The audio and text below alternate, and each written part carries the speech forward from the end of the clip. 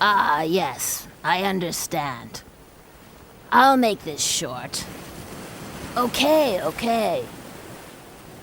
By the mercy of the blue dragon.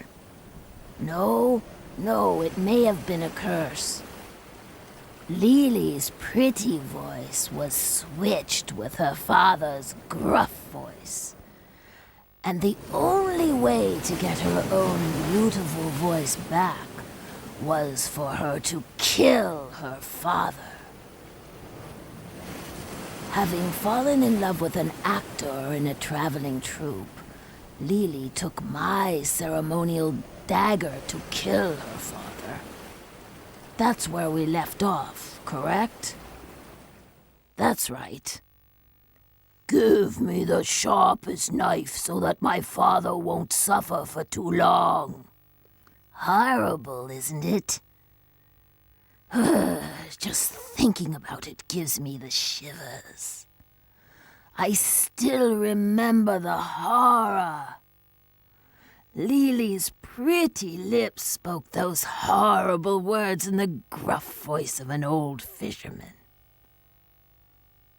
She didn't kill her father right away, though. She couldn't. Every night, she would go to her father's bedroom and stand beside his bed. She would lay the dagger on her father's bearded throat. But still, she couldn't commit the final act. She would just stand there in silence for a while. Then she would leave the room with tears in her eyes. Every night, the same routine. But actually, her father was not asleep. He was ready to die if it meant that his daughter would have her beautiful voice back. The daughter, standing at her father's bedside. The father, pretending to be asleep while his daughter places a dagger to his throat. My heart aches every time I picture the scene. And finally, the troop was ready to move out of the fishing village the next day. Lily made up her mind and entered her father's bedroom again. But the bedroom was empty.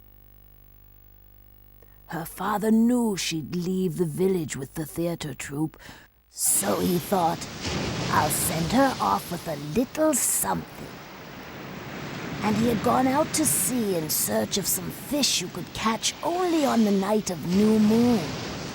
But irony of ironies, that very night, a storm rolled in and the seas raged wildly. The next day, the sun reappeared and rose high overhead, but there was still no sign of Lily's father. It was just like that night some while ago. Then, as the sun was going down again, the debris of a fishing boat washed ashore from the crimson red ocean. Everyone knew her father was dead. Lily cried and cried in despair. Now neither her voice nor her father would ever return. Her cries echoed all over the village, cries like a wounded beast. Oh! Oh! Oh! Oh! Oh! The young man from the theater troupe went to Lily's house to console her, but she would not let him in. Of course, he never knew that the hideous cries coming from the other side of the wall were Lily's own. Late that evening, after the sun went down, the cries came again. Oh! Oh! Oh! Lily's voice had grown hoarse from her endless wailing, making it sound even more fearsome. But then another very strange sound joined in. Slip, slip, splat. Slip, slip, splat. It was like a wet, sloppy piece of meat slithering across the ground. The sound was coming from the harbor, and it was getting closer and closer. Slip, slip, slip, splat.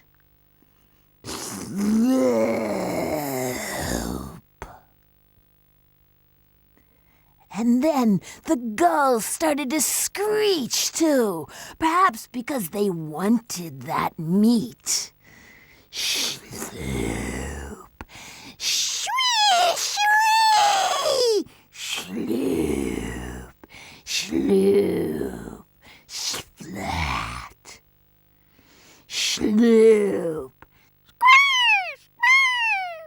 splat, sloop, sloop. The sound stopped right in front of Lily's house. Soon the door began to open. Creak.